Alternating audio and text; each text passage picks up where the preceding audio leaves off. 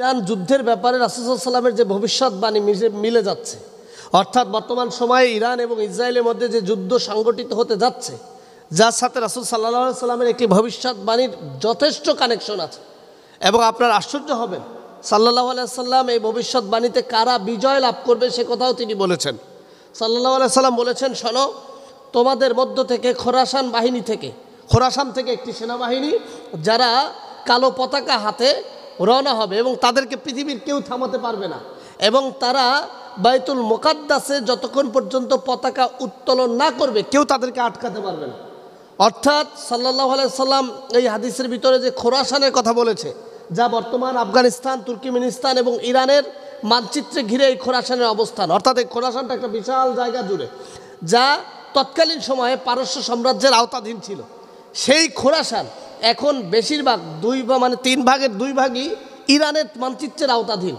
অর্থাৎ এটা দ্বারা সাল্লাল্লাহু আলাইহি ওয়াসাল্লামের হাদিস দ্বারা প্রমাণিত হয় যে সেই খোরাসানটা ইরান থেকে রওনা হওয়ার সম্ভাবনাটা বেশি, এবং সেটা আফগানিস্তান, তুর্কিমেনিস্তানের আওতার মধ্যেও। কিন্তু এই খোরাসান বাহিনী তারা যে রওনা হবে কালো পতাকা হাতে, সেই একটা নিদর্শন, নমুনা, একটা যুদ্ধের দামামা অলরেডি শুরু হয়ে গিয়েছে। এটা হলো প্রথম কথা। 2 নম্বর কথা হলো, সাল্লাল্লাহু আলাইহি ওয়াসাল্লাম বলেছেন তাদেরকে থামানো যাবে না যতক্ষণ না পর্যন্ত তারা কালো পতাকা বাইতুল মুকাদ্দাসে উত্তোলন না করে। এখানে একটা বিষয় বোঝার আছে, এই বাইতুল মুকাদ্দাসটা হচ্ছে বাইতুল আকসা, যেটাকে আমরা মুসলমানরা আমাদের প্রথম কেবলা বলে থাকি, এবং সেটা ফিলিস্তিনের জেরুজালেমে অবস্থিত। কিন্তু ইসরায়েল দখলদার বাহিনী তারা এই জেরুজালেমে নিজেদেরকে রাজধানী ঘোষণা করে এবং জেরুজালেম আইন পাশ করে তারা এই বাইতুল আকসাকে তাদের নিয়ন্ত্রণে নিয়ে গেছে। খেয়াল করে শুনেন, রাসূল সাল্লাল্লাহু আলাইহি ওয়াসাল্লাম বলেছেন যে তাদেরকে থামানো যাবে না যতক্ষণ না তারা বাইতুল মুকাদ্দাসে পতাকা উত্তোলন করে। তার মানে হলো, এটা দ্বারা বোঝা যায় যে বাইতুল মুকাদ্দাস কিন্তু মুসলমানদের আওতায় থাকবে না। আর অলরেডি সেটা মুসলমানদের আওতায় নাই। 1980 সাল থেকে সেটা এই বর্তমান যারা দখলদার বাহিনী তারা সেটাকে আটকে রেখেছে এবং তাদের আওতায় রেখেছে।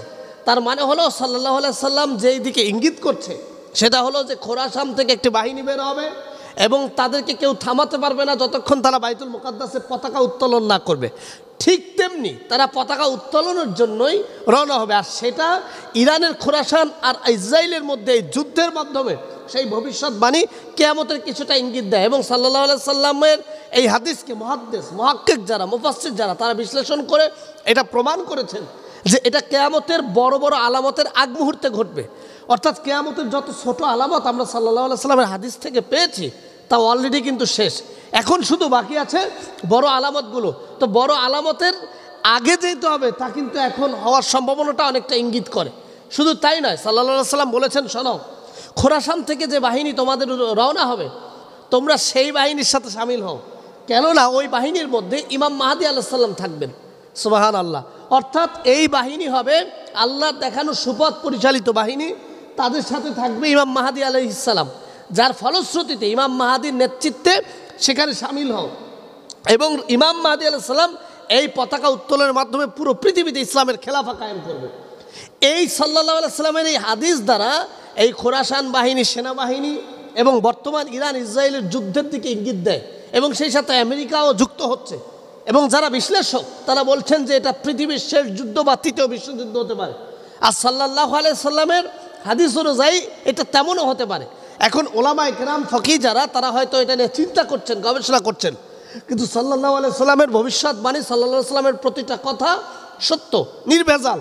সাল্লাল্লাহু আলাইহি সাল্লামের কোনো কথা মিথ্যা হতে পারেই না। সাল্লাল্লাহু আলাইহি সাল্লাম যা বলেছেন তা আল্লাহ তাআলা পৃথিবীতে ঘটাচ্ছেন এবং ভবিষ্যতেও ঘটাবেন। সুতরাং আমরা যেন সাল্লাল্লাহু আলাইহি সাল্লামের নির্দেশনা অনুযায়ী ইরানের পক্ষে, বিশেষ করে যারা খোরাসান বাহিনী, তাদের সাথে আমরা যেন শামিল হতে পারি, ইসলামের বিজয় ঝান্ডা যেন উদযাপন করতে পারি, বাইতুল আকসাকে ইহুদুত্ববাদ, এই নোংরামি থেকে আল্লাহ তাআলা যেন হেফাজত করতে পারে, আমরা সেই দলে শামিল